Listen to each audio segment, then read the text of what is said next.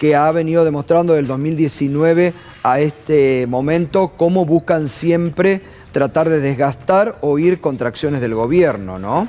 Es una ausencia de debate, no quieren debatir. Digo, de hecho, es una contradicción que se autoproclamen republicanos y demócratas, y la esencia del republicanismo, de la democracia, es el debate. Y el debate de los presupuestos es lo que yo, al menos en España, no había visto nunca, que un bloque político no asistiera. Otra cosa es negarle la votación, claro, y discutir o interpelar o enmiendas a la totalidad o enmiendas parciales siguiendo el ciclo, pero que no estuvieran presentes, bueno, recuerdan viejos tiempos muy feos para el mundo. Así que realmente dice mucho de cómo quieren afrontar lo que se viene. Es una manera de darle la espalda a la ciudadanía que está esperando saber cuánta plata va destinada a cada partida, estén o no estén de acuerdo. Es legítimo que no estén de acuerdo.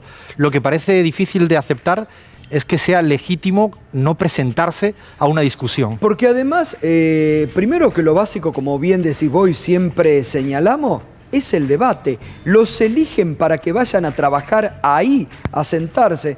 Y si ellos se creen tan poderosos, tal vez podrían votar un presupuesto alternativo, ¿no? Y de hecho yo creo que es una suerte de fraude a la democracia, porque ellos no prometieron en campañas electorales que no iban a ir al Congreso. Claro.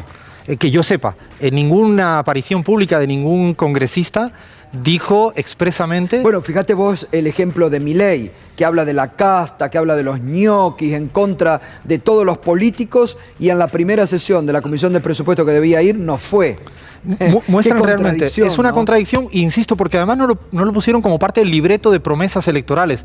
Hubiera sido entendible si en esta última elección hubieran dicho todos y todas que no van a acudir a votar nada o a discutir nada. Porque, insisto, una cosa es el voto en contra. Lo extraño, digo, por no decir otra palabra, más me sabe antidemocrático, es las no ganas de debatir una cuestión que es fundamental para la economía de un país, sobre todo para la ciudadanía. Claro. Yo pienso qué pensará esa ciudadanía que votó por Cambiemos y hoy en día no están discutiendo cuál es el destino de una partida. ¿Vos creés sinceramente que les importa a los que votaron por Cambiemos, a esta gente, que haya este debate, o les importa justamente hacer caer a un gobierno? Claro, ahí es donde yo creo está la centralidad de la discusión, claro, ¿no? Como bien dice Gustavo, es si el objetivo de este bloque opositor es únicamente hacer caer de cualquier fórmula, entonces hay que tenerlo claro a la hora, sobre todo, digo, hacia adelante. Obvio. Porque si van a intentar que ellos participen en cualquier debate de política económica o de política, parece que han demostrado desde primera hora que esta es la vía para los próximos 2 años. Y sí. Y esto es un precedente, casi jurisprudencia en clave política, muy relevante para la salud de una democracia, porque 2 años así, lo que yo digo, y lo estoy diciendo en voz alta, es que a lo mejor le obliga al Ejecutivo tener que gobernar con herramientas por afuera del Congreso, como son los DNU. Esto abre una discusión pública hacia adelante. Le estarán invitando a que el actual Ejecutivo, si no tienen quórum en un Congreso, no quede, porque si no se queda paralizado el país. Ese es el gran problema. Bueno, tal vez lo que buscan es eso. Estábamos viendo recién la discusión que se está planteando en Estados Unidos. Hoy la portavoz del gobierno norteamericano lo hizo explícito, pero ya viene desde hace varios meses atrás, con esto que el propio Biden ha hablado de la codicia de los millonarios, de la inflación que tiene. Muy parecido a lo que se está debatiendo aquí en la Argentina, ¿no? Es que el tema de la inflación es un tema global. Es un tema que no solo está existiendo en la Argentina. Por eso un poco me llamó la atención el comunicado del FMI, del Fondo Monetario Internacional, que sí abogaba por la multicausalidad y que yo creo que ha sido muy aplaudida en la Argentina, pero cuidado, porque dentro de la multicausalidad no habla del componente internacional. O sea, en el comunicado, y me lo leí así para ver la letra pequeña, no dice nada sobre el componente internacional, que es una causa de la inflación, y hoy en día el mundo está discutiendo que hay un factor global como consecuencia de la pandemia, el problema de los cuellos de botella en suministros. En Alemania están discutiendo eso, en Estados Unidos está discutiendo eso.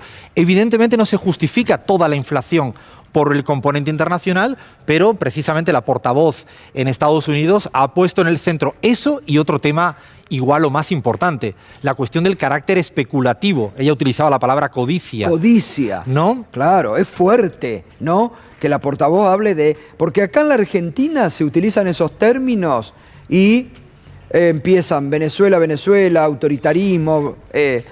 Si te parece, podemos escuchar, Charlie, vamos a escuchar para compartir, porque la verdad es toda una novedad los términos que se están hablando hoy en los Estados Unidos. Es muy interesante, Alfredo, para el debate, ¿eh?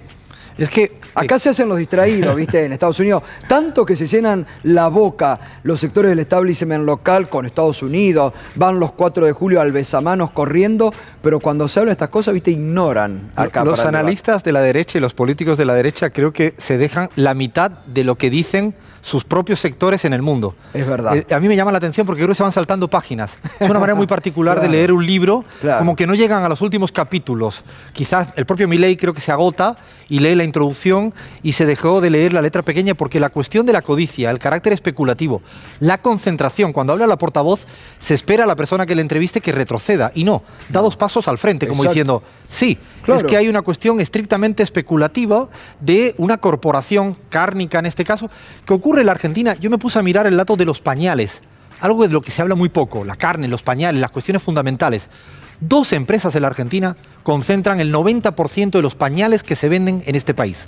Ellos son los responsables de que en los últimos años el precio de los pañales, que le afecta a la mayoría de familias sí, mirá vos que qué tienen dato. hijos, bueno, esto la derecha se olvida de discutirlo cuando en el mundo hay incluso leyes contra los monopolios, contra los oligopolios. Europa está plagada de leyes contra los oligopolios, es decir, que un sector no puede estar en manos de 2 o 3 empresas o con márgenes de ganancias increíblemente elevados. Lo que pasa es que acá, Alfredo, hay leyes. Ahí es donde el gobierno ahora tiene que apurar, porque se demostró que cuando el gobierno empezó con los controles de precios, vos lo habrás analizado en tus encuestas previas, una de las medidas que más aplaudió la sociedad fue el control de precios, ¿o no?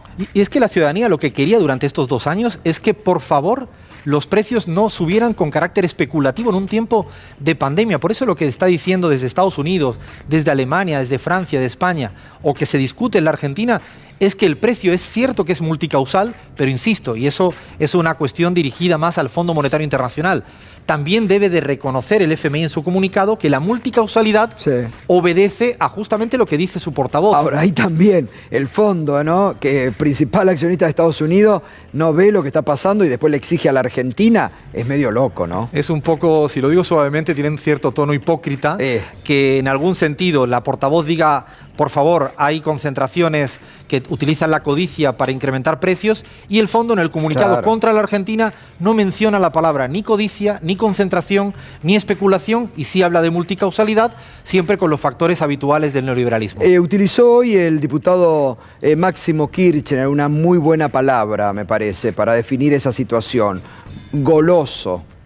Y sí, el Fondo Monetario Internacional, en eso yo creo que uno esperaba, ¿no?, con la pandemia, que iba a dar dos pasos al frente, con el tema de la condonación de la deuda. Claro. Yo, por ejemplo, incluso en el ejercicio último que hemos hecho, Gustavo, si la única vía posible para que la Argentina pueda cumplir sus pagos en el corto o mediano plazo es que asumiera cuota de su responsabilidad en la sobrecuota, y valga la redundancia, en el exceso de préstamo dado a Macri, y que esa parte que no obedece a los estatutos del Fondo Monetario Internacional tuvieran que asumir que Claro. tiene que tener un trato absoluto a toda su gente. Y no, se dio cuenta que luego tuvo dificultades para revalidar su victoria, como fue derrotado en el 19. Yo creo que la oposición sabe que hay una parte de voto todavía castigo, que ellos canalizaron. Hay una parte grandísima que no fue a votar, y esto es muy importante, y ahí yo creo que está la clave, saber si esto es un hecho puntual o es una tendencia hacia adelante. Claro. Dicho de otro modo, ¿se estará chilenizando Argentina en términos de votación? Claro. ¿Estaremos hablando de cada vez más gente que no va a votar, como ocurre en Chile, que votó el 47% en la elección presidencial de primera vuelta? Yo creo que hay una disputa interesante, porque esa gente que no fue a votar en la legislativa, todavía yo creo que no le ha dado la espalda al Ejecutivo, pero va a depender de cómo el Ejecutivo Claro. le resuelva las cuestiones fundamentales, que es el precio de los pañales. Exacto. Y Eso las es muy cuestiones bueno, fundamentales. Nos ha dejado un tema para investigar: el precio de los pañales, monopolio de los pañales. Alfredo, gracias.